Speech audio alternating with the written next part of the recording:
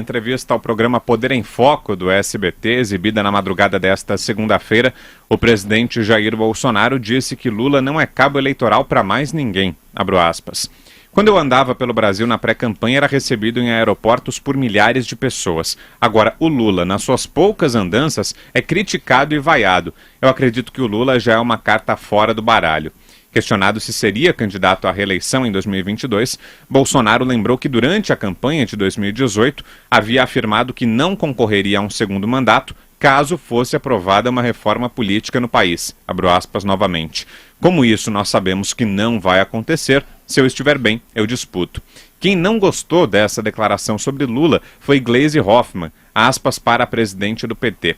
Bolsonaro e Moro se esforçam em tentar desdenhar Lula, em dizer que ele é passado, carta fora do baralho. Mas o fato é que Lula livre mexeu com a conjuntura política, pautou a vida do povo, o que incomoda Paulo Guedes. Sabem com quem estão lidando, é só olhar as pesquisas. Esse é o diagnóstico da Gleisi, Augusto.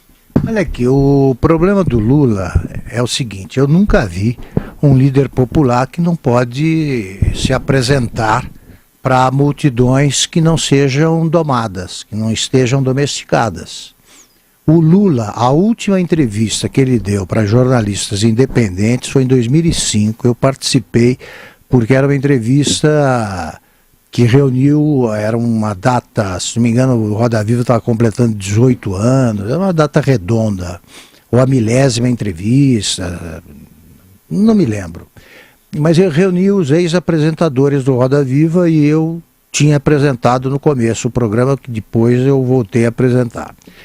E eu me lembro direitinho porque nós chegamos e o Paulo Marcum, que estava lá comandando o programa, ele levou um livro para o Lula que estava em branco, porque era um livro das entrevistas do Roda Viva e ainda não estava impresso. E eu me lembro do comentário do Lula, quando ele abriu o livro, só tinha a página em branco, falou, livro assim que eu gosto. Sem piada, assim que eu gosto. Abriu. Pois bem, o Lula, foi a última vez que ele se submeteu a entrevistas, a perguntas que ele não tinha examinado antes. Que ele não tenha examinado antes. A partir daí é só entrevista para blog sujo, é jornalista de estimação, etc, etc.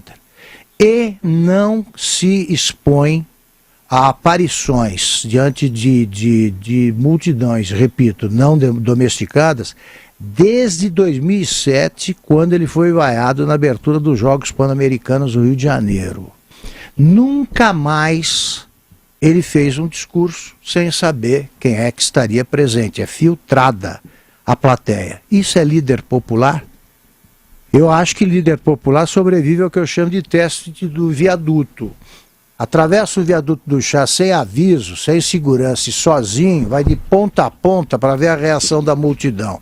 Vamos ver como é que vai ser a reação diante de um líder popular. Por definição, ele teria de ser aplaudido. Se o Roberto Carlos, o ídolo popular, passar, ele não consegue andar no viaduto do chá porque ele seria agarrado. O Lula talvez seja também por outros motivos. Fala isso. Olha, eu discordo do presidente Bolsonaro quando ele diz que o Lula não é mais cabo eleitoral de ninguém. Ele é. Ele é cabo eleitoral do Jair Bolsonaro. O Bolsonaro é um sintoma direto, concreto, absoluto, exatamente das basófias, dos desmandos, da corrupção, da sordidez do governo do PT, que se completou durante 13 anos, tanto quanto o Lula, quanto a sua pré-mandada lá, Dilma Rousseff, eventualmente. O Bolsonaro, você tinha um contraponto antes com o agora finado deputado, né, Jean Willis, e depois alçou-se exatamente ao contraponto em relação ao Lula. E fazer contraponto ao Lula é a coisa mais fácil do mundo. O homem voltou agora da prisão, pior do que antes. Antes tivesse sido silenciado pela prisão. O homem estabelece fascismo onde não existe, fica querendo promover sublevação popular, destruição do governo, fazer o que o Chile faz. O que o Chile está fazendo é depredar instituições, matar pessoas, revirar carros na rua. É isso que o Lula quer. O Lula virou um personagem risonho, bizonho, caricato de si mesmo. E sempre que há um grupo, ainda há, infelizmente, um grupo completamente idiopatizado, hipnotizado pelo carisma do Lula, há aqueles, né, Augusto, que a gente conversou esses dias, aquelas pessoas que passaram uma vida inteira, 30, 40 anos, acreditando no ideal, como o nosso querido Chico Chico Buarque, é difícil para uma pessoa, depois de 30, 40 anos, perceber que o seu grande ídolo, ou que seus grandes ídolos, ou que seus princípios eram todos equivocados. E esse equívoco é muito personificado no PT e no Lula. Por isso, tanta gente, sobretudo tanta gente da mídia e nas universidades, ainda acredita nesse homem. E é a crença absoluta ideopata nesse homem que a maioria da população não consegue absorver. E aí, quando vê um contraponto, ainda que tenha seus exageros, como o Bolsonaro, e que está dando certo na economia, é lógico que o Lula se transforma num cabo eleitoral principal do Jair Messias Bolsonaro. E olha, antes de passar para vocês, só complementando as falas do presidente, foi bastante coisa que ele disse nessa entrevista. Bolsonaro voltou a falar também sobre o desejo de ter Sérgio Moro como vice nas eleições de 2022. E afirmou que o ministro da Justiça está em adaptação para virar político. Agora, disse ele, agora tem que perguntar para o Moro se ele quer. Ele sabe o que é política. O presidente também falou sobre qual avaliação fazia do seu primeiro ano de governo, abro aspas. Eu vou ser modesto, eu acho que 7. Se não fizemos mais é porque faltou talvez uma melhor articulação nossa com algum setor da sociedade, inexperiência de alguns ministros.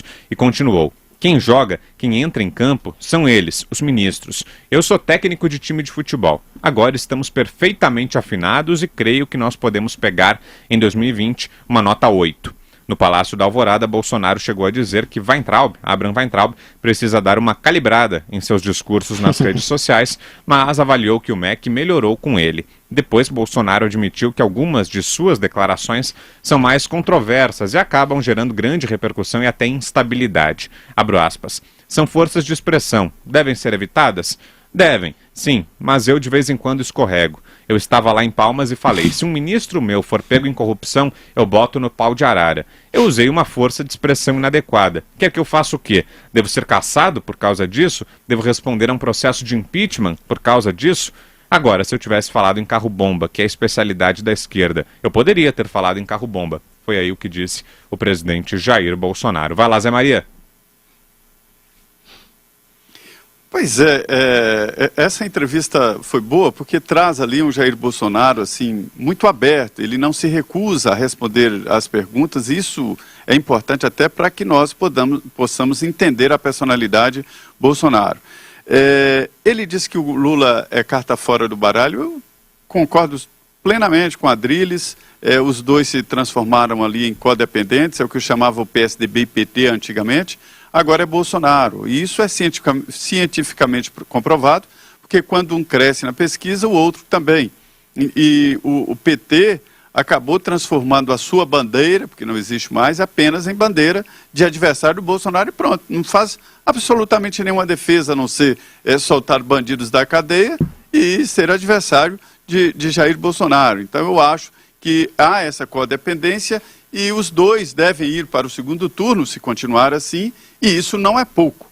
Isso não é pouca vitória, isso é muita coisa para os partidos políticos. Veja bem, se continuar assim, os dois vão eliminar ali uma grande possibilidade de vários candidatos. Sobre o Moro, essa ideia surgiu no Palácio do Planalto, né, e do articulador político do presidente, que é o general Luiz Eduardo, que é o ministro que cuida exatamente da articulação política. E isso colocou ali em dificuldade o grupo do vice-presidente Hamilton Mourão. Na entrevista que nós fizemos aqui no Pingos nos Is, o general Mourão foi muito claro, dizendo, olha, é muito cedo, se lá na frente houver a necessidade de uma composição política, é evidente que é uma decisão do presidente. Foi muito sóbrio o general, e é verdade, duas coisas. A primeira verdade é que ele deverá ceder, porque quem define a chapa é o presidente. E a segunda verdade é que está muito cedo. Faltam 3 anos, mais de 3 anos, 3 anos e alguns dias, né? Então é muito cedo para falar em reeleição. Só que existe uma armadilha na reeleição brasileira. Na verdade, eu considero o mandato de presidente, governador e prefeito de 8 anos, com esta possibilidade de retirada no meio, né? De 4 em 4 anos. Mas o mandato, quem chega ao poder, já chega pensando na reeleição. Aí ficam enganados, não, eu não vou, eu sou candidato a fazer um bom governo, esse palavrório, esse palavreado. E o Bolsonaro fala claramente, ele, dizendo, eu era contra a eleição, sou contra a reeleição, se o Congresso tivesse aprovado uma reforma política proibindo também deputados e senadores, e eu defendo o fim de reeleição para deputados e senadores. Isso não aconteceu, ele não tem compromisso com isso, né? E daqui a 3 anos, ou 2,5 pelo menos, né, daqui a mais 2 anos e meio, é que veremos se Bolsonaro terá ou não condições de ser reeleito. Isso depende de uma série de fatores. Por outro lado também, a nota eu achei um pouco modesta. Eu tenho a impressão às vezes de que existem 2 Bolsonaros. Um Bolsonaro que dá entrevista na porta do Palácio, que esculhamba todo mundo, que faz aquela confusão, e o governo formado pelo Bolsonaro e que dá certo. O país está andando, a economia está dando resultados positivos, na agricultura aí, o agronegócio está exportando, está gerando emprego. E por outro lado, um ponto ali, Vitor, que ninguém prestou muita atenção e que eu considero o ponto principal da entrevista do presidente Jair Bolsonaro foi o seguinte: ele confirmando ali o que se fala muito no Congresso, a boca pequena, de que o governo pisou no freio das reformas. A reforma tributária, ele diz lá que será apenas para adequar. Essa é a ideia. Não é uma reforma tributária, é apenas uma simplificação e uma adequação do pagamento de impostos com as tecnologias, né? Gerar uma nota fiscal imediatamente paga, sem aquela complicação de pagar impostos como é no Brasil, além, evidentemente, de ser muito caro. Mas não há espaço para redução de impostos e também não para aumentar. Então, é esta a ideia da entrevista do presidente Bolsonaro. Olha aqui, em primeiro lugar, eu acho que o tempo que falta, como lembrou o Zé Maria, para a eleição, pode mudar tudo. Pode mudar tudo. O que não vai mudar é o seguinte: o fator decisivo para mim vai ser o quadro econômico. E para a infelicidade do PT, que aposta no quanto pior melhor, as coisas estão melhorando, lentamente, mas de maneira consistente. Você tem a criação de 90 e tantos mil empregos com carteira assinada num mês como novembro, foi isso aí, né? Não me lembro. Isso, 93 mil em novembro. Exatamente. Vai passar de 1 milhão o total de empregos com carteira assinada no ano. É claro que num universo com formado por 12 milhões de desempregados, isso parece pouco, mas é consistente, está aumentando. Você percebe que há mais otimismo. A indústria ainda só recontratou 50% dos demitidos no auge da crise, mas está recontratando, isso está acontecendo. Durante o governo petista aumentavam os desempregados. Exatamente, era uma herança essa o Jair Bolsonaro herdou. Ele herdou esse universo de desempregados. Está melhorando, a indústria está contratando, as coisas estão. O consumo está aumentando, os juros baixaram, a inflação está sob controle. Então, é claro que o ano vai terminar melhor do que começou e 2020 vai ser melhor que 2019. Esse tipo de estado de ânimo é que decide o voto. Perfeito. Se isso continuar, ponto, aí o Bolsonaro vai poder dizer essa bobagem à vontade, as besteiras. O povo releva. Se não, aí não é só a imprensa que vai achar gravíssimo tudo que ele fala.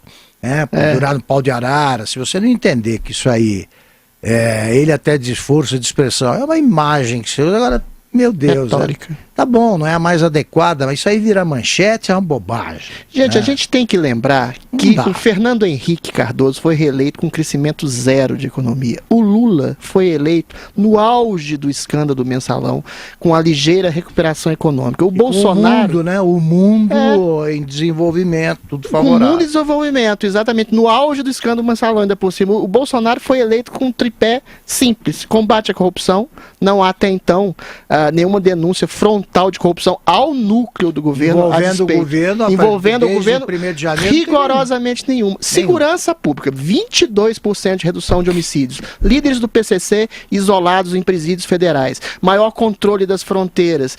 O programa Em Frente Brasil, que incidiu numa parceria entre municípios, estados e o governo federal, que teve 44% de diminuição de estupros, latrocínios e homicídios nas 5 principais capitais do país. E a economia, que é uma promessa subliminar de qualquer tipo de governo, todos os índices melhorando.